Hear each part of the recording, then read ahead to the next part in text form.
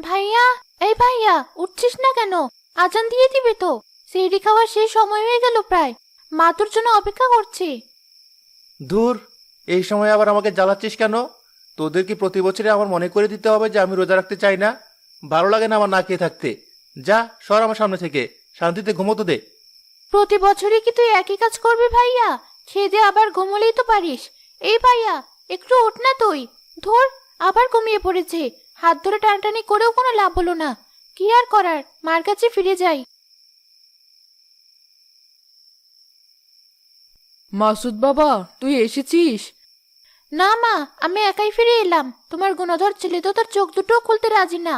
সে রেখে রোজা রাখবে সে তো আরো পরের আলাপ। আল্লাহ, তোমার কাছে হাত তুলে এত চাইলাম, তবুও আমার ছেলেটা হেদায়েত পেল না এই রোজাতেও। মা হিসেবে আমারও কোনো ঘাটতি আছে বলে আজ ওর এই অবস্থা। না জানিও কবে শুধরাবে। বয়সও তো কম হলো না। তোমার হাতে ছেড়ে দিলাম ওকে আমি। থাক মা, তুমি কেঁদো না আর। ওর কথা বাদ দাও। চলো আমরা খেয়ে নিই। এমনিতেই ওর জন্য অপেক্ষা করতে করতে অনেক সময় পেরিয়ে গেছে। হ্যাঁ মা, চল আমরা খেয়ে নিই। তোর ভাইয়ের জন্য বেড়ে রাখা ভাতটুকু তুলে রেখে দেই, ও পরে উঠে খাবে। হ্যাঁ রাখো। তোমার আদরের রাজপুতের তো তিনটি কাজে জীবনে: খাওয়া, ঘুম আর ঘুরে বেড়ানো। একদিন না খেতে দিলে তখন বুঝতো মজা। তোমরাই ওকে লাই দিয়ে দিয়ে এমন বানিয়েছো। তুই থাম তো। আমি চাই না জোর করে ওকে আল্লাহর রাস্তায় চলাতে। এভাবে হয়তো বাধ্য হয়ে কয়দিন ধর্ম পালন করবে, কিন্তু পরে আরো ধর্মের উপর বিতৃষ্ণা কাজ করবে বেশি। ও যেন ধর্মের সৌন্দর্য দেখতে পেয়ে নিজ থেকেই চিরজীবনের জন্য ধর্মের পথে আসে, সেটাই আমার ইচ্ছা। হ্যাঁ, থাকো বসে তুমি সেই আশায় এখনো। ওর উপর আশা আমি আরো অনেক আগেই ছেড়ে দিয়েছি। আল্লাহ একদিন ঠিকই আমার সব দোয়া শুনবে, দেখিস তুই। মায়ের দোয়া কখনো বিফলে যায় না। আচ্ছা দেখবো, খাও এখন তুমি।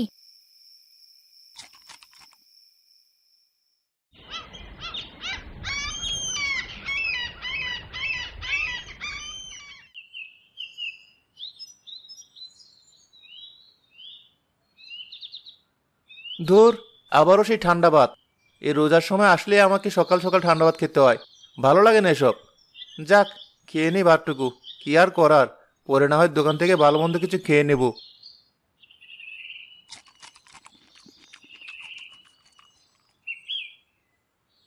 বাবা, উঠেছিস ঘুম থেকে? একটু বাজার করে দিয়ে যা। ঘরে কিছুই নেই।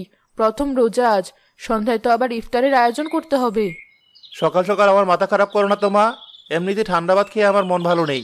রোজা না আসলে ভালো হতো। সকালে অন্তত ঠান্ডা ভাত খেতে হতো না আমার। এমন কথা বলিস না। রোজার মাসটা আমাদের মুসলমানদের জন্য কতটা গুরুত্বপূর্ণ সেটা কি তুই জানিস না? আমি কি তোকে সবকিছু হাত ধরে ধরে শেখাইনি? হ্যাঁ হ্যাঁ, জানি। ওসব নতুন কিছু নয়। ঠিক আছে, তোর আর ঠান্ডা ভাতও খেতে হবে না, আর কষ্ট করে বাজারও করতে হবে না। আমি তোর জন্য সকালে ভাত রাঁধবো, আর বাজারও করে আনবো। তবুও রোজার মতো একটা মাসকে তুচ্ছ-তাচ্ছিল্য করবি না আর তুই। ঠিক আছে, তুমি থাকো, আমি বাইরে গেলাম।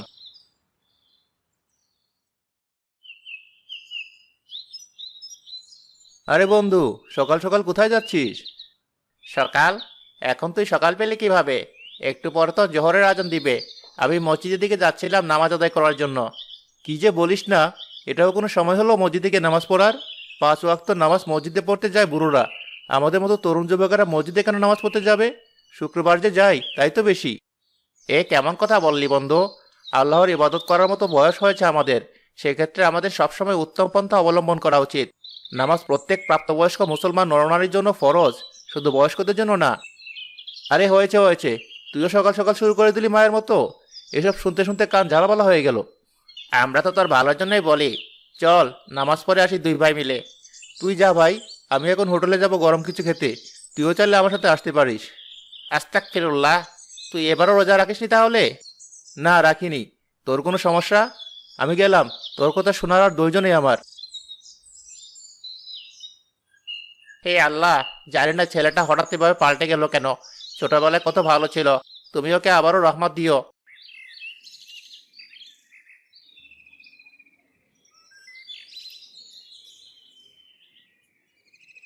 ওহ, বলেই তো গিয়েছিলাম যে রোজার প্রভাব তোমার হোটেলেও পড়ে মিজান চাচা।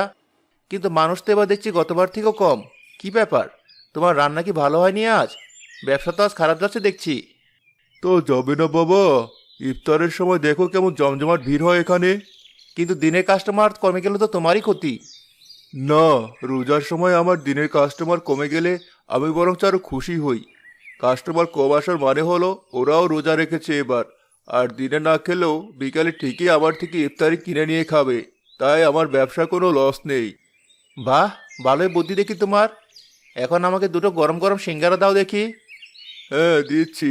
আমারও বিশ্বাস আছে যে একদিন তুমি রোজায় আমার দিনের কাস্টমার না হয়ে রাতের কাস্টমার হবে। হা, হা, হা, হা। বেশ মজা পেলাম তোমার কথা শুনে। আচ্ছা, একটা কথা বলো তো, অন্যদের থেকে আমাদেরকে আড়াল করার জন্য তুমি এত বড় পর্দাটা নাও তোমার হোটেলের সামনে। তোমারও কি কখনো মন চায় না এই পর্দার একটু সুবিধা নিতে? সারাদিন না খেয়ে থেকে এত কষ্ট করে খাবারের সাথে কাজ করো, একটু খেলি বা কি ক্ষতি? কষ্ট হয় না আমার। মানুষকে খাওয়াতে ভালোবাসি বলেই এই হোটেল খুলেছিলাম। আল্লাহর রহমতে হোটেল ভালোই চলছে। তিনি আমার উপর খুশি থাকলে আমিও খুশি। এখন তাকে নারাজ করে নিজের কষ্ট মেটানোর জন্য আমি কি করে খাই বলো? আর কেউ না দেখলেও তিনি তো সবই দেখেন। মুখ যিনি দিয়েছেন রিজিকও তিনিই দিচ্ছেন। এভাবে আমি সেই রিজিকের অসম্মান করতে পারি না। বুঝলাম, সিঙ্গারা একটাই দিও আমাকে, পেট ভরা লাগছে। আর ইফতারের একটা প্যাকেট আমার জন্য আলাদা রেখো, মা আর আমিনার জন্য নিয়ে যাব। আচ্ছা। আচ্ছা মা, বাবা কেমন ছিল? ভাইয়ার মতো? এ কেমন কথা বলছিস? তোর বাবা অনেক ধার্মিক আর একজন আল্লাভীরু মানুষ ছিলেন। গ্রামের সবাই তাকে অনেক শ্রদ্ধা করত। তার জন্য গ্রামের সবাই এখনো আমাদেরকে এত সম্মান করে। তুমি এত ধার্মিক, বাবাও এত ধার্মিক ছিল, তাহলে ভাইয়া কেন এমন হলো? এটাই আমার মাথায় ধরে না। আসলে তোর ভাইয়াও অনেক ধার্মিক ছিল ছোটবেলায়। তোর বাবার সাথে প্রতি ওয়াক্ত নামাজ পড়তো মসজিদে, বড়দেরকে সালাম দিত, ছোটদেরকে আদর করত। তুই তখন একদম কোলের শিশু ছিলি। তোর বাবা মারা যাওয়ার পরে আমার লক্ষ্মী ছেলেটা কেমন যেন হয়ে গেল। ধর্ম পালনের বেলাতেই ওর এখন যত সমস্যা, এজন্য আমারও কষ্ট আরো বেশি। আমি চাই আমার ছেলেটা যেন আবার আগের মতো ভালো হয়ে যায়, হাসি খুশি থাকে। আমি এত কিছু জানতাম না মা, ভাবতাম ভাইয়া আগে থেকেই এমন। আমিও ভাইয়ার জন্য দোয়া করবো এখন থেকে, যেন আল্লাহ তাকে পথ দেখায়।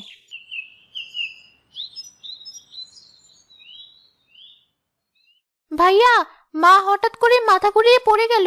আমি পানি দিয়ে নানাভাবে চেষ্টা করলাম মায়ের জ্ঞান ফেরানোর, কিন্তু কোনোভাবেই মায়ের জ্ঞান ফিরছে না। বলছিস কি? আমাকে আরো আগে ডাক দিসনি কেন? ডাকছিলাম, কিন্তু তুই শুনতে পাসনি। পরে আমি মাকে জাগানোর চেষ্টা করে আর তোরও কোনো সাড়া শব্দ না পেয়ে এখানে এসেছি। আর দেরি করা যাবে না, মাকে এখনই হাসপাতালে নিয়ে যেতে হবে। চল তাড়াতাড়ি আমার সাথে।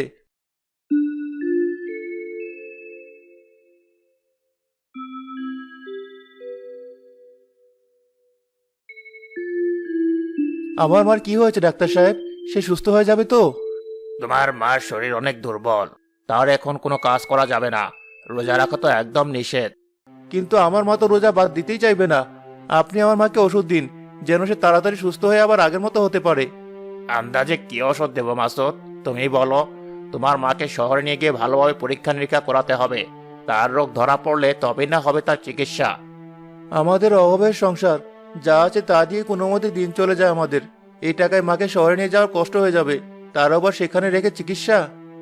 তোমার মাকে ভালো করে তুলতে হলে তো চিকিৎসা করাতেই হবে মাসুদ। তবে তাকে আগে ঢাকায় নিয়ে যাও।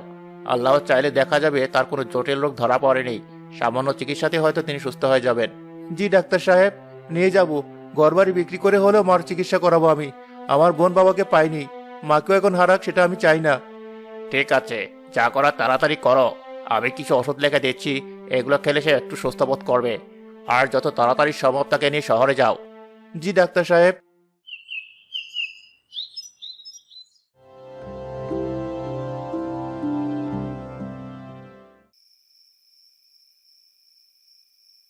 আরে তুই এই সময়ে এখানে?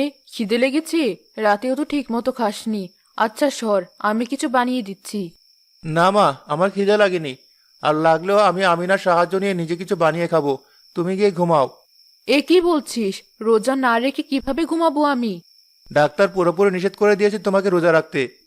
কিছু হবে না, আমার ছেলেকেও রোজা রাখাতে পারি না, এখন আবার নিজেও রোজা রাখতে পারবো না। আমার এত পাপকে আল্লাহ মাফ করবে? আচ্ছা, আমি রোজা রাখবো, তাহলেই তো হবে। খুশি তো? তবুও তুমি রেখো না রোজা। আর নামাজও পড়তে হবে তোমার বসে বা শুয়ে। সত্যিই তুই রোজা রাখবি বাবা? আমি অনেক খুশি। তুই আমার কথা শুনেছিস যেহেতু আমিও শুনবো। আর ঘরে কোনো কাজ করা যাবে না। এবার যাও শুয়ে পড়ো। আমি আর আমিনা সব সামলাচ্ছি। মাসুদ নামাজ না পড়লেও প্রতিদিন রোজা রাখা শুরু করলো আর তার বোনের সাথে মিলে ঘরের সব কাজে সাহায্য করতে থাকলো। তবুও মাসুদের মায়ের অসুস্থতা আরো বাড়তে থাকলো।